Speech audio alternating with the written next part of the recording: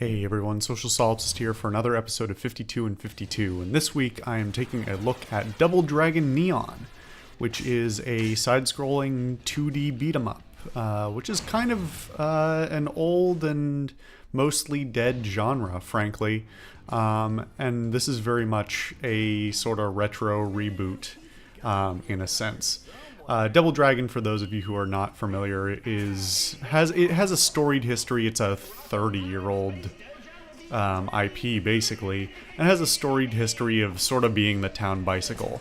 The IP getting loaned out to pretty much anyone who wanted it, many of the games being mediocre or poor or, not sticking to any sort of standard, style for any of the stuff. There's some very old internet memes that come out of some of these very poor translations and games in general. So this time around, it's been picked up and a game made out of it by WayForward, who has a long history of making a lot of kind of mediocre games, but also a long history of some really pretty solid entries, mostly into things that they were loaned the license for. The thing I think they're best known for, although I'm not sure, I'm not sure whether it's a loaned license or not, is they've made a lot of the Shantae games. It may actually be their own IP in that case, but I'm not sure. But this is back to this game, it's a very classic style 2D beat 'em up, featuring the classic Bimmy and Jimmy, and by that I mean Billy and Jimmy. And there's a lot to be said here, despite a fairly simple, mechanically simple game. Like I said, it's an old genre. It's definitely old mechanics, but it's definitely new graphically. You should be able to see from the footage, it's crisp and clean, and it's definitely taken, the most advantage of the newest technologies, even when in many ways it's trying to replicate an old style. The animations look great, the art looks great, and whether or not you like the style itself, it definitely looks clean. So credit where credit's due on that front, to be sure. Again, it's an old genre and old mechanics, and this game doesn't do too much to deviate from the same games that were being made 20, 25, potentially even 30 years ago. I don't know the exact dates. But the game mechanics are basically, you've got a punch, a kick, a throw, a dodge, a roll, and a special. That's pretty much all there is. There's some combos to be built, but they're fairly minimal. It's not, you're not looking at fighting game depth, but there's enough depth there to certainly be easy to pick up and hard to master, that being the kind of the old cliche. There are weapons that they have that have always been a staple in this series and in 2D beat-em-ups in general. Weapons that you pick up that basically fall into one of three classes. Either sort of area hit, hard, just something that hits harder, or something that can be thrown as a combo interrupt and damage item. And that certainly adds a bit of depth in general, and they're, despite being an old mechanic, they're implemented well. In addition to all that, they've added a whole lot of depth by adding 10 what I would call, I guess, combat style modifiers that emphasize certain traits, certain stats that you have, whether it's HP or MP or there's 4 stats, I don't remember all of them, but basically rebalances your character to favor a different way that you're playing. And these can be changed on the fly. In addition to that, there's also 10 different supers that you can do that you spend MP to cast. The one I think I'm using in all of the footage here is the Whirlwind, and it costs a certain amount of MP to cast, and it does a whole lot of damage, and makes you invincible, and a variety of other things. But there's a lot of variety in those 10 supers. They're not all like similar to each other. Some of them are, totally out there, and some of them are more typical of what you might expect. So that adds a lot of flexibility, either to, be totally crazy if you want to, or to, kind of tighten up stuff and give yourself an extra area of effect or something like that, if that's what you need to, get through what you're doing. So the combat style modifiers in the supers are basically they've got levels on them, and you upgrade them either by picking up tapes, that's cassettes, which it's surprising to me that they have some of the old style 80s archaic stuff in here, that they're willing to go as hard on it as they are. But you pick up tapes from enemies. That's one way to upgrade your abilities. The other two are to either buy it or use special items to forge upgrades for those things. The shops and things are fairly rare to find. All the levels are pre-planned. None of them are procedurally generated or anything like that. But they are fairly rare. So basically, you pick up money and stuff like that, and you save up until you find the next shop and dump everything to try and get through the next area. Because at the end of the day, this is very much an old school game. With a new skin, for better or for worse, honestly. It's, as you can see, the controls themselves are very stiff.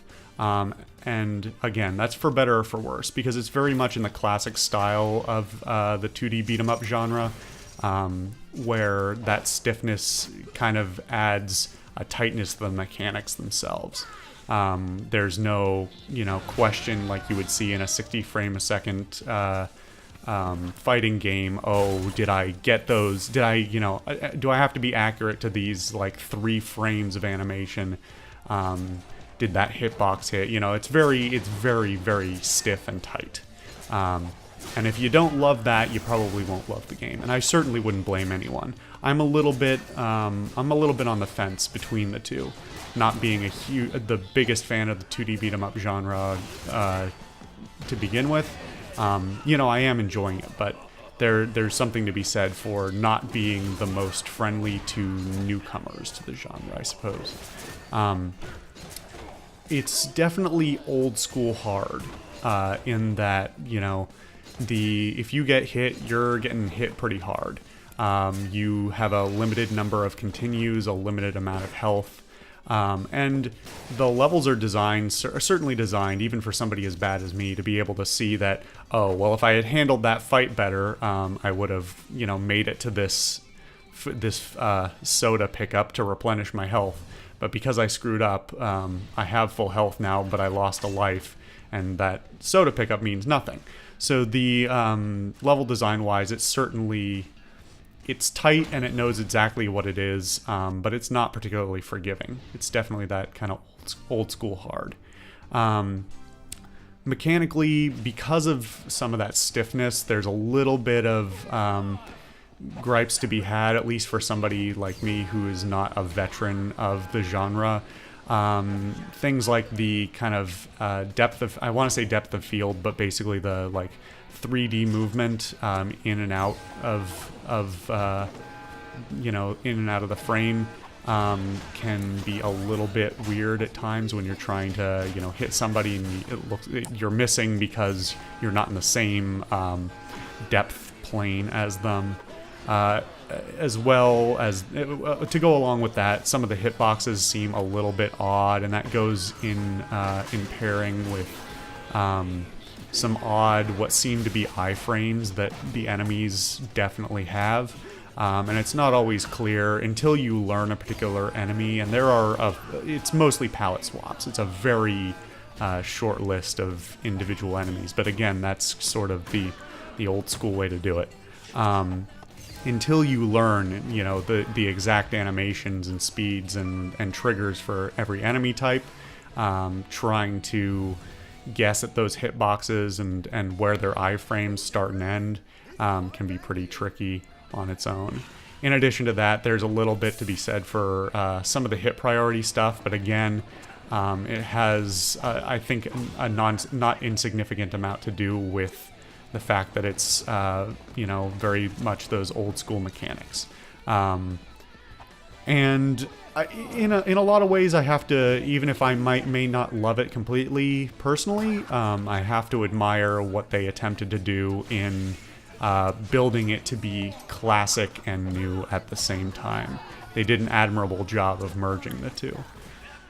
On top of all that, like I said, there aren't a whole lot of different enemies, and there's a few enemies that I've encountered recently that I genuinely don't know how to deal with, other than just kind of rolling out of the way, and that's not always an option. So there's certainly something to be said for the learning curve being very, very steep, but that's not to say that it's impossible. In general, I mean, the game is not forgiving, but it's never gonna like really penalize you for screwing it up. The worst thing that's gonna happen is it's going to send you back to the beginning of the level. That's really the only punishment there is. It does seem like a steep punishment when you feel like you just, you know, ground your way through 90% of a level and then you die and then you feel like you lost everything. But at the end of the day, part of the, you know, core mechanics or meta mechanics of the game is the idea of harvesting resources like money and things like that, and redoing levels a couple of times if you're not good enough, basically. If you're me and you suck, you redo levels a couple of times to grind for money and then upgrade your abilities. Admittedly, that only helps to a certain extent. There's a limit to how much upgrading your skills and stuff will actually save you. It'll make you do more damage and stuff like that, but at the end of the day, if you don't have the core mechanics down, and you don't understand exactly how the enemies operate, you're not going to have a good time. And it takes some patience, certainly, to do that.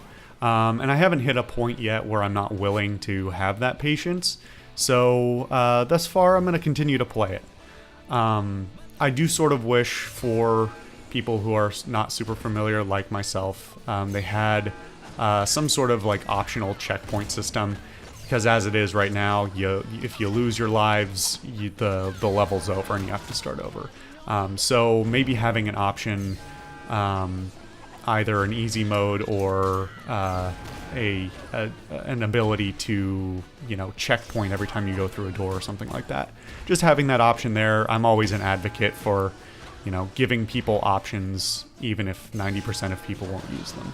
And this one would have been easy to implement. So, as much as I would like that, I don't think I'd ever really expect it from them.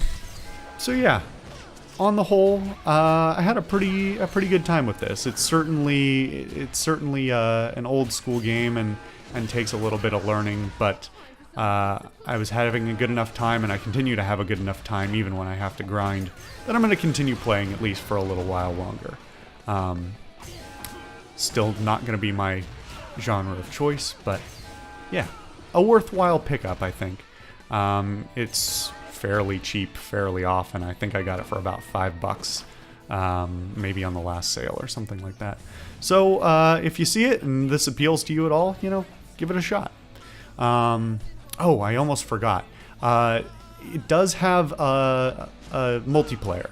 I should make that clear. I played everything on single player, and I'm sure if you have your partner to play with, things are probably a bit easier. But I haven't tried the online at all, and I haven't had anybody to play with personally. So I can't really speak to that, but I have watched some people play it co-op, and it looks like it's probably an even better time as such. So yeah, thank you guys for watching. Thanks you guys for sticking around. Leave a comment. Let me know what you thought. Let me know anything you think. And yeah, I've been the Social Solipsist. Thank you guys for watching very much, and I will see you guys next time.